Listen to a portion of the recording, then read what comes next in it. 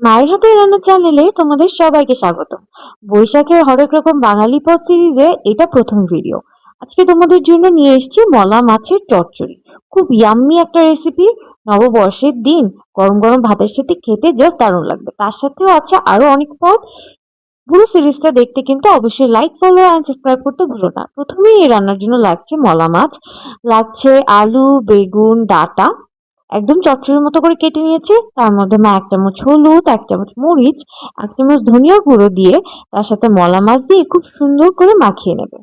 এর মধ্যে মা দিয়ে দিল স্বাদ মতো লবণ আর দিয়ে দিচ্ছি সরিষার তেল। এতে কিন্তু ফ্লেভারটা খুব এনহ্যান্স হবে। এরপর সবকিছুকে মা একসাথে খুব সুন্দর করে মাখিয়ে নিচ্ছে। এখানে দেখতেই পাচ্ছ মা কত সুন্দর করে মসলা দিয়ে সবকিছু মাখিয়ে এর মধ্যে দিয়ে দিল পেঁয়াজ কুচি আর দিয়ে দিল কাঁচামরিচ ফালি। এরপর সুন্দর করে সবকিছু একসাথে মাখিয়ে মা এরপর মা কড়াইতে সাদা তেল গরম করে তাতে শুকনো মরিচ, তেজপাতা ফোড়ন দিয়ে তাতে দিয়ে দিল জিরা ও কালি জিরা। খুব সুন্দর স্মেল বের হলে তার মধ্যে মা মাখিয়ে রাখা মিশ্রণটা দিয়ে দিল। এখন খুব সুন্দর করে মা নেড়ে চেড়ে খানিকটা ভেজে নেবে। খুব সামান্য অল্প সময় ধরে তোমরা করবে, কিন্তু খুব সাবধানে যাতে মাছটা ভেঙে না যায়।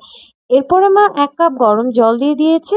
এর মধ্যে কিন্তু অনেকটা জল লাগবে না। মা ঢাকা দিয়ে বেশ কিছুক্ষণ ফুটিয়ে নিতেই দেখো প্রায় কিন্তু হয়ে এসছে।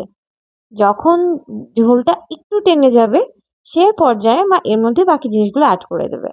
এর মধ্যে মা দিয়ে দিচ্ছে ১ টেবিল চামচ ভাজা জিরের গুঁড়ো আর ধনিয়া পাতা।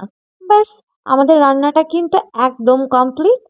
এত মজার এই মলা মাছের চচ্চড়িটা তোমরা কিন্তু অবশ্যই ট্রাই করো। মলা মাছের এই চচ্চড়িটা বৈশাখের দিনে কিন্তু অবশ্যই ট্রাই করবো। ভালো লাগলে like, comment, share and subscribe করতে ভুলো না। দেখা হবে নেক্সট ভিডিওতে। Bye by.